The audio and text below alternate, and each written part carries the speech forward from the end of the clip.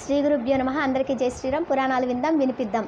మేఘనాథుడు అనగా ఇంద్రజిత్ వేసిన బ్రహ్మాస్త్రానికి హనుమంతుడు కట్టుపడి తను చెప్పాలనుకున్న సందేశాన్ని రావణాసుడికి తెలియజేయడానికి వచ్చినప్పుడు ఎంతో కోప్పడిన రావణాసుడు ఎలాగైనా సరే ఈ చిన్న కోతిని తగలబెట్టేసేయండి, చంపేసేయండి అంటాడు.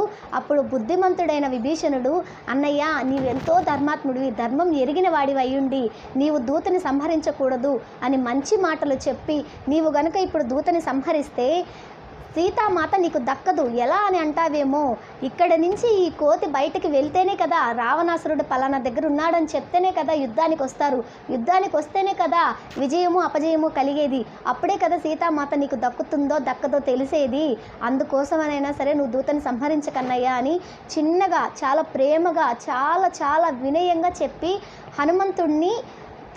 హనుమంతుడిని తప్పించి రావణాసురుడికి మంచి మాటలు చెప్తాడు. అప్పుడైనా కూడా కోపం తగ్గదు రావణాసురుడికి.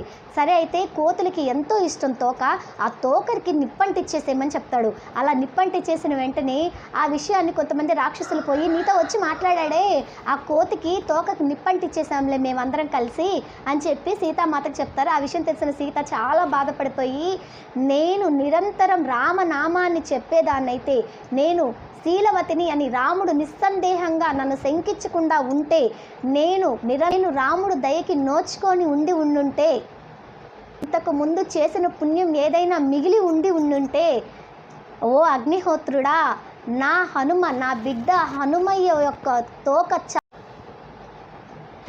నా హనుమంతుడి యొక్క తోక చల్లబడుగాక, నేను ఇదివరకు ఏదైనా పుణ్యం చేసి ఉండుంటే, ఆ పుణ్యం మిగిలి ఉండుంటే నా బిడ్డ హనుమంతుడి తోక చల్లబడుగాక అని పదే అమ్మవారు అగ్నిహోత్రుడిని ప్రార్థిస్తారు. అలా ప్రార్థించిన వెంటనే హనుమంతుడి తోక చల్లబడుతుంది.